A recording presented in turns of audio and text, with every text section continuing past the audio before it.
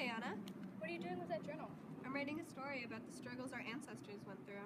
Cool, which ones? Sitting Bull and his tribe. Oh, I've heard of them. Didn't they make a great impact on the Sioux Wars? Yeah, they did. Sitting Bull led the other Lakota chiefs to victory in the Battle of the Little Bighorn. Cool, tell me the story. Fine, but you might want to sit down. It's a long one. The Battle of Little Bighorn took place on June 25th and 26th in 1876 on the Black Hills. Sitting Bull and Crazy Horse led the combined forces of the Lakota, the Sioux, the Northern Cheyenne, and Arapaho tribes. The Sioux won this battle against the cavalry in the first major battle the U.S. lost to any native tribe. The general who led this battle was Lieutenant General George Armstrong Custer, so the battle was nicknamed Custer's Last Stand. This battle was caused because the whites refused to stay off the Black Hills because of its wealth and gold, but it was Sioux territory and they would do anything to protect it. General George was furious with the natives' uncooperative behavior, so when he saw the Sioux camped on the Black Hills, he and his men attacked. The mountain had gold in it? No wonder the U.S. government wanted it so bad. The two groups fought and many people of both sides were killed, but mostly of the U.S. troops. In the end, the native forces outnumbered the U.S. cavalry 3-1. The U.S. cavalry fled and regrouped, but while they were waiting for backup, the Sioux tribes cornered and trapped General George Custer and his men in a circle of warriors led by Crazy Horse. General Custer, in a panic, told his men to kill their horses and stack them to create a barrier that would protect them from the Sioux's ammunition. The Sioux ran circles around the general's men for almost an hour before arrows and bullets went through the horses and killed all of General Custer's men, including General Custer and several of his male family members. During this time, the Native Americans didn't win many battles against the U.S. troops because they were always outnumbered and outgunned. Sitting Bull and his warriors took this battle as a victory, but sadly the native people had to eventually surrender to the superior forces of the U.S. government. Hey, what are you guys talking about? I'm telling Ayana a story I wrote about Sitting Bull and our other Native American ancestors. Oh, cool. I learned about the Sioux tribes just last week. Want to sit with us? Sure.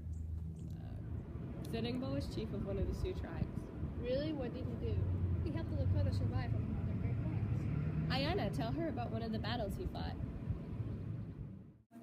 Sitting Bull's tribe fought in Red Cloud's War, which went from 1866 to 1868, the Great Sioux War of 1876, and led the Battle of Little Bighorn, a big part of the Sioux War. Wow, Red Cloud's War lasted 2 years. Yes, it did, and it was the most successful war against the U.S. forces ever fought by a native nation.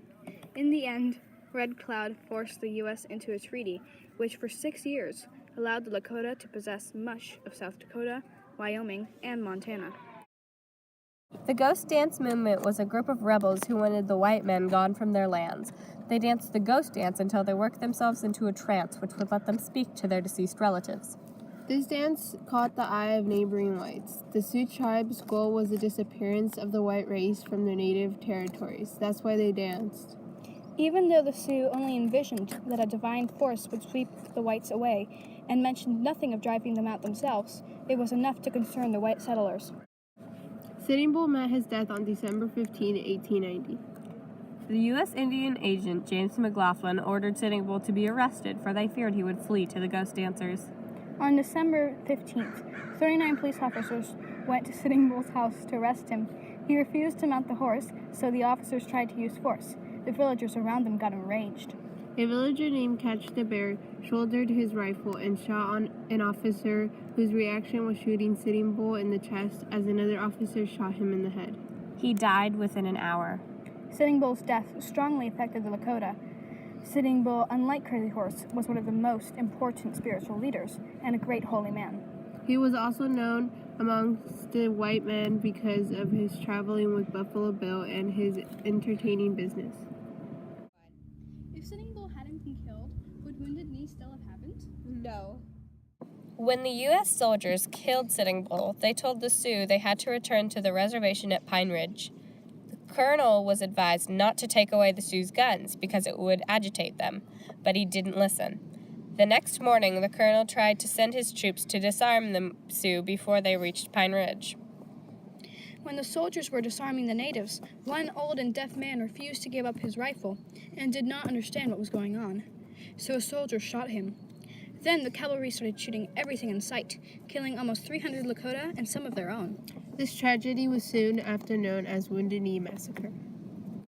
So even though Sitting Bull had a tragic end, his protests and stories live on. Let's read your story to Miss Barclay. I'm sure she'll love it. She'll be so impressed with the knowledge on Sitting Bull. Let's go! Pay my heart